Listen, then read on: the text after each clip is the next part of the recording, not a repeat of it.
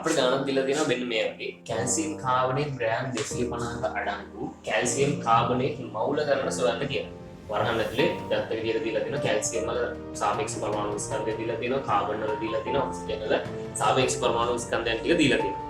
එතකොට අපි මේ වගේ ගානකදී අපෙන් අහන්නේ දැන් මවුල ගාන ඉස්සෙල්ලා අහන්නේ. එතකොට අපි ග්‍රෑම් ගාන දන්නවා. අපි මේ වගේ සම්බන්ධතාවයකදී මවුල සම්බන්ධව යන මවුල ගානක් අහනවා නම් ඒ කියන්නේ මවුල කීයද කියලා යම් කිසි ස්කන්ධයක මවුල කීයද කියලා අහනවා නම් අනිවාර්යෙන්ම ඔයාලා දැනගෙන ඉන්න ඕන සම්බන්ධතාවය තමයි n සමානයි simple m දෙවීම capital M. හරි මේකේ n කියලා කියන්නේ simple n කියන්නේ සංයෝගයේ නැත්නම් මොකේ හරි යම් කිසි මොකේ හරි සංයෝගයක තියෙන මවුල ගණන. හරිද? මවුල ගණන. එතකොට simple m කියලා කියන්නේ මේ සංයෝගයේ ස්කන්ධය. හරිද? මේ සංයෝගය අපිට දීලා තියෙන සංයෝගයේ ස්කන්ධය. capital M කියලා කියන්නේ මේ සංයෝගයේ මෞලික ස්කන්ධය. හරිද? මෞලික ස්කන්ධය. හරි. එතකොට ඔය සමීකරණය අපි දැනගෙන ඉන්නවා නම් අපිට මේ ගාන හදන එක මහලු දෙයක් නෙමෙයි. හරිද? අපි දැන් මේ වගේ දන්න ටික බලමු. ස්කන්ධය දන්නවා. සංයෝගී ස්කන්ධය අපිට ග්‍රෑම් 250යි කියලා දීලා තියෙනවා. හරිද?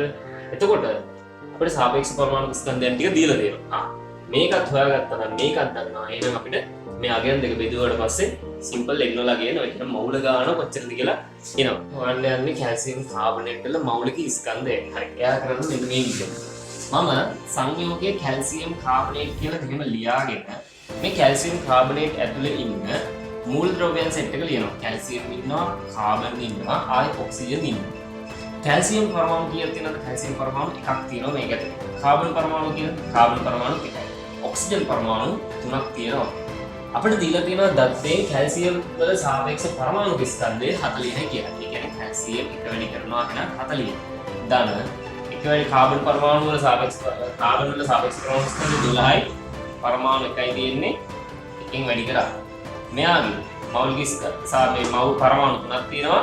සාපේක්ෂ පරමාණු ස්කන්ධය 16යි ඔක්සිජන් වල. හරි. මෙතන 40යි 12ක් 12යි 48යි. මේ තුන එකතු කරපුවම අපිට එනවා මවුලයට ග්‍රෑම් 100යි කියලා ඒකකයක්. හරි. මවුලයට ග්‍රෑම් 100යි කියලා එනවා මේ ආවේ කැල්සියම් කාබනේට් වල මෞලික ස්කන්ධය. ඒ කියන්නේ කැපිටල් M තමයි මේ ආවේ. හරි. කැපිටල් M වල ආවේ. අපි සිම්පල් M දන්නවා ළමයි. අපි සිම්පල් M දීලා තියෙන ග්‍රෑම් 250යි කියලා. හරි.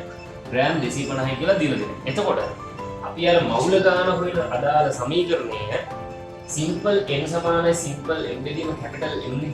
හරිද? එතකොට මවුල ගාන අපි දන්නේ නැහැ. මවුල ගාන තමයි අපි හොයන්න යන්නේ.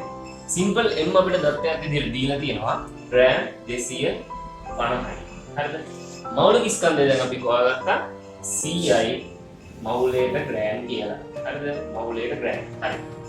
මේ උඩ තියෙන බිඳුවකට යට තියෙන බිඳුව කපලා දාන්න පුළුවන්. ග්‍රෑම්ට ග්‍රෑම් කැපුණා. හරිද?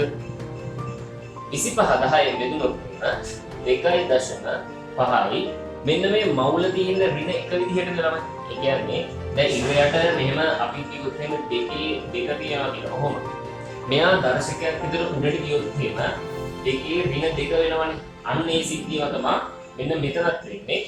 එතකොට 2.5යි මවුල ඍණ 1 උඩට ගියාට පස්සේ මවුල ධන 1 වෙනවා. මේ ධන ලකුණ අපි ලිව්වත් එකයි නැතත් එකයි ඒක ප්‍රශ්නයක් නැහැ.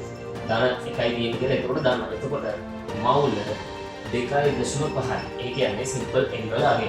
එතකොට මේ කැල්සියම් කාබනේට් ග්‍රෑම් 250 ඇතුලේ තියෙන මවුල ගාන තමයි කැල්සියම් කාබනේට් මවුල ගාන තමයි මවුල 2.5යි.